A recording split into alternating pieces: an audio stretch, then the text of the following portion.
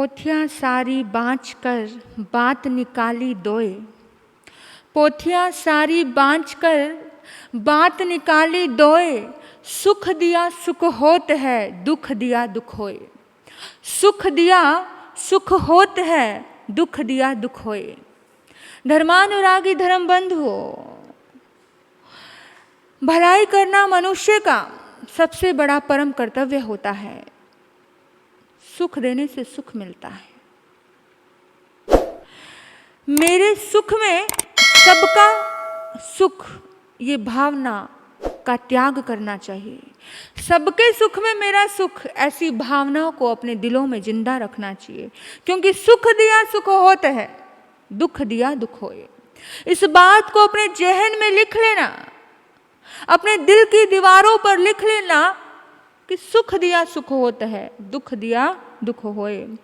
भलाई का फल भलाई के रूप में मिलता है।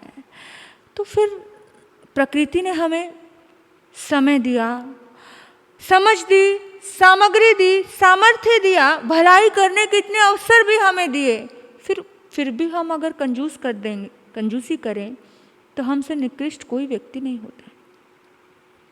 अपनी मानसिक शक्ति को मंगल कामना में लगाइए। जो भी कुछ आपके पास है वो देना सीखो। अपनी वाणी की शक्ति को शुभ आशीर्वाद देने में, कुछ अच्छे सलाह देने में लगाइए। अपनी बुद्धि की शक्ति को कुछ अच्छा मार्गदर्शन देने में लगाइए। अपनी काया की शक्ति को अभयदान देने में लगाइए, परोपकार में लगाइए। जीवन की सार्थकता हो जाएगी।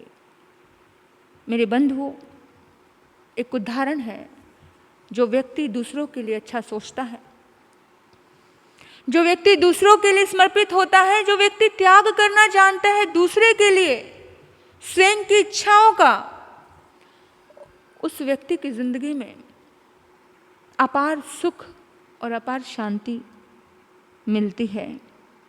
एक बुढ़िया और उसका एक पुत्र था। बहुत गरीबी थी, बहुत गरीबी। बुढ़िया की आंखों में आंसू थे। उसने कहा, बेटा, जब से जन्म लिया है तब से इस दरिद्रता को झेल रही हूं। आज ही मुझे किसी ने बताया है कि पूर्व दिशा में एक बहुत बड़े सन्यासी रहते हैं। वो ज्ञानी महात्मा है। मैं एक प्रश्न का समाधान चाहती हूँ। मैं तो बहुत दूर जा नहीं सकती, लेकिन तू मेरा बच्चा युवा हो गया है, बड़ा है, तू जा सकता है। तू पूछ के आ उस सन्यासी से कि हमारी गरीबी कब टलेगी, कब तक आखिर हमें गरीब रहना पड़ेगा, कब हमारी समस्याओं का समाधान मिलेगा। वो युवक अपने माँ को प्रणाम करके निकल पड़ा, और जब निकला, सुबह से शाम तक वो 25 किलोमीटर चला। शाम को उसको एक बहुत बड़े सेठ का घर मिला। वहाँ पानी पीने के लिए रुका और उसने पूछा कि थोड़ी 2-4 घंटे रात काटनी है, मुझे कहीं सोने को जगह मिलेगी क्या? वो बड़े दयालु लोग थे। उन्होंने कहा कि क्यों नहीं मिलेगी, सो जाइए। वो सो गया बच्चा। सुबह उठ के जब जाने लगा तो पूछा उस सेठ ने कि भाई तुम कहाँ जा रहे हो? बोला कि मैं तो एक सन्यासी है, एक महात्मा है, मैंने सुना है वो प्रश्नों के समाधान करते हैं, तो बस उसी के पास कुछ समाधान के लिए जा रहा हूँ। तो इतने में सेठानी ने बोला कि बेटा, अगर तुम जा ही रहे हो तो मेरे एक प्रश्न का समाधान लेकर के आना। मेरी बेटी नौजवान है, लेकिन वो गूंगी है, वो कभी बोलेगी कि नहीं। इलाज तो बहुत चल रहा है, बड़े बड़े वैद्यों का इलाज लिया, बहुत कुछ आयुर्वेदिक ट्रीटमेंट किया, तरह तरह की दवाइयाँ ली, लेकिन कोई समाधान नहीं मिला। उनसे पूछ कर आना। वो थोड़ा बोला कि ठीक है, मैं आपके प्रश्न का समाधान जरूर लेकर के आऊँगा। इतने में वो आगे बढ़ा, और आगे बढ़ने के बाद उसे रास्ते में थोड़ा विश्राम करना था, पानी वानी पिया। एक सन्यासी उसे मिले, और सन्यासी ने कहा कि तुम कहाँ जा रहे हो? उसने कहा कि ऐसे ऐसे पहुँचे हुए महात्मा है पूर्व दिशा की ओर, ऐसे पहाड़ पे मैं वहाँ जा रहा हूँ। तो उसने कहा कि मैं 50 वर्ष से साधना कर रहा हूँ, लेकिन 50 वर्ष से साधना करने के बाद भी मुझे उस साधना में स्वाद नहीं आ रहा है, मन नहीं लग रहा, आनंद नहीं आ रहा, इस प्रश्न का जवाब तुम जरूर लेकर के आना। उसने कहा ठीक है महात्मा जी, मैं जरूर लेकर के आऊँगा। वो युवक आगे बढ़ा तो उसने एक बाग, बहुत बड़ा बगीचा था, वहाँ पर थोड़ा विश्राम किया। बहुत लंबा रास्ता था। वहाँ का माली जो इतने बड़े बगीचे को, बाग को संभाल रहा था, उसने भी पानी वानी पिलाया, बातचीत हुई। उसने कहा कि भाई कहाँ जा रहे हो? बोला एक संत, एक महात्मा के पास जा रहा हूँ, अपने समस्या का समाधान, वो ज्ञानी है। तो उसने कहा अच्छा तुम जा तो रही हो, तो मेरे प्रश्न का समाधान लेकर के आना। उनको बोलना कि अनार के पौधों के चारों ओर कोई भी वृक्ष जड़ें नहीं पकड़ती हैं, तो ये क्यों नहीं पकड़ी, ये कारण क्या है, इसका पूछ के आना। तो उसने कहा ठीक है, ये जो मेरी बंजर भूमि है साइडों में, ये भूमि मेरी बंजर क्यों है, इसका प्रश्न समाधान लेकर के आना। वो युवक गया, उसने कहा कि ठीक है। अब 3 प्रश्न हो गए उसके पास। अब वो अगले दिन सुबह वहाँ पहुँचा, यात्रा करते करते सुबह से शाम तक यात्रा की, रात हो गई। फिर अगले दिन वो सुबह पहुँचता है, उस सन्यासी को प्रणाम करता है, योगीराज को कहा कि योगीराज मैं बहुत दूर से आया हूँ और मैं कुछ समस्या का समाधान करना चाहता हूँ, कुछ प्रश्न के उत्तर चाहता हूँ आपसे। तो योगीराज ने कहा कि ठीक है, मैं तुम्हें प्रश्नों का उत्तर जरूर दूंगा, लेकिन मेरी एक शर्त है।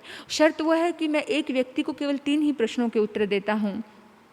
तो जैसे ही उसने सुना तो उसके आगे बहुत बड़ी असमंजस खड़ी हो गई कि उसके पास 4 प्रश्न थे, प्रश्न 4 थे, उत्तर सिर्फ 3 का मिल सकता था, तो किसी एक का उत्तर उसको छोड़ना पड़ना था। किसका नहीं पूछे, किसका, वो बहुत असमंजस में पड़ गया। 4 प्रश्न है, योगीराज तो 3 ही प्रश्नों का उत्तर देंगे। तो उसके मन में आया कि यार वो सभी का भला चाहता हूँ, मैं सभी का अच्छा चाहता हूँ, किसी का भी बुरा नहीं होना चाहिए। किसी ने बड़ी उम्मीद के साथ मुझे कुछ प्रश्न दिए हैं, तो उसने सभी के प्रश्न पूछना अनिवार्य समझा और उसने सभी के प्रश्न पूछ लिए और अपना प्रश्न का त्याग कर दिया और आ गया वापस। आने के बाद रास्ते में उसको चलते चलते वही माली मिला और उस युवक ने कहा उस माली को कि तुम्हारे योगीराज ने तुम्हारे लिए बताया है कि तुम्हारी ये जो बंजर भूमि जिसको तुम कह रहे हो ना, वो बंजर भूमि नहीं है, उसके नीचे कलश दबे हुए हैं और स्वर्ण मोहरे उस कलश में हैं। तो उसने उसी टाइम खुदाई शुरू कर दी कि चल मेरे साथ, और पता चला कि 4 कलश निकले, सोने से भरे हुए, स्वर्ण से भरे हुए, और वो बहुत खुश हुआ। उसने कहा अरे वाह, ये इस स्वर्ण कलश पे तेरा भी हक है, तो ऐसा कर 2 तू ले जा, तू भी मेरा उपकारी है, तूने मेरी हेल्प की है, 2 तू ले जा, 2 मैं रखता हूँ।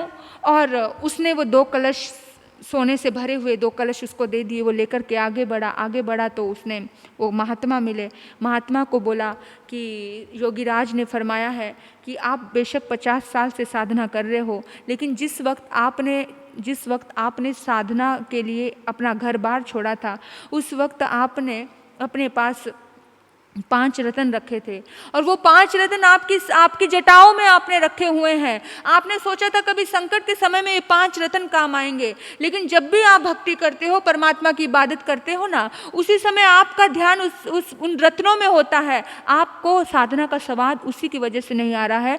जिस दिन आप वो रत्न का त्याग कर दोगे, उस दिन आपको साधना का स्वाद आ जाएगा। और एक पल नहीं लगाया, सन्यासी ने कहा योगीराज ने बिल्कुल सही कहा है, तुम मेरे बड़े उपकारी हो, तुमने मुझे बड़ा सहयोग दिया है, मैं अभी रत्न जटा से निकाल देता हूँ, अब तुम अपने घर इसको ले जाओ। उसने वो 5 रत्न दिए, वो युवक लेकर के आगे बढ़ गया। अब आगे बढ़ा तो उस युवक के पास अभी काफ़ी सारा धन है, तो योगीराज ने जैसे ही फरमाया था उसी हिसाब से वो सिर्फ सेठानी के घर भी रुका। तो वहाँ पर सेठ मिला, सेठ ने पूछा कि मेरे प्रश्न का उत्तर दिया क्या? तो अभी उसने कहा कि हाँ, मैं आपसे आपका प्रश्न का उत्तर लेकर के आया हूँ। योगीराज ने मुझे कहा कि जिस दिन वो अपने पति से मिलेगी, जिस दिन वो अपने होने वाले पति से मिलेगी, उसी दिन उसका बोलना, उसकी आवाज़ आ जाएगी। और इतना कहने की देर थी कि सेठानी ने उसको पानी लेकर के उस लड़की को भेजा था, और जैसे ही वो पानी उस युवक को दे रही थी, वैसे ही वो बोलना शुरू हो गई और एकदम से बस सबूत मिल गया उसे। उसने कहा कि योगीराज ने तुम्हारी तरफ भी संकेत किया था, अब तुम मेरी बेटी को अपना लो और शादी करके वो अपने वापस दूसरे दिन उसको लाखों का धन लेकर के, बहुत सारी दौलत लेकर के अपने घर आता है और कहा कि माँ मैं उत्तर लेकर के आ गया, आपके आशीर्वाद से लाखों का धन मिल गया है, मेरी शादी भी हो गई है माँ। और अपनी माँ को अत्त से इति तक सारी की सारी कहानी उसने बता दी। और बुढ़िया ने अपने बेटे को गले लगाते हुए कहा, बेटा कर भला तो हो भला। जो व्यक्ति दूसरे का भला करना चाहता है, जो व्यक्ति दूसरे के लिए अपने आप को त्याग कर देता है, कुर्बानी कर देता है, उसका भला ही होता है, उसका कभी भी बुरा नहीं होता। कर भला हो भला। इसलिए मेरे बंधुओं, मैं आपको इतना ही कहना चाहती हूँ कि जब भी आपको किसी दूसरे का भला करने का अवसर आए तो कंजूसी मत करना, आप भला करना। सुख दिए सुख होता है, बस इस बात का ध्यान रखना। आपने मुझे सुना, आपके भीतर बैठे परमात्मा तत्व को नमन करते हुए ओम शांति, ओम शांति।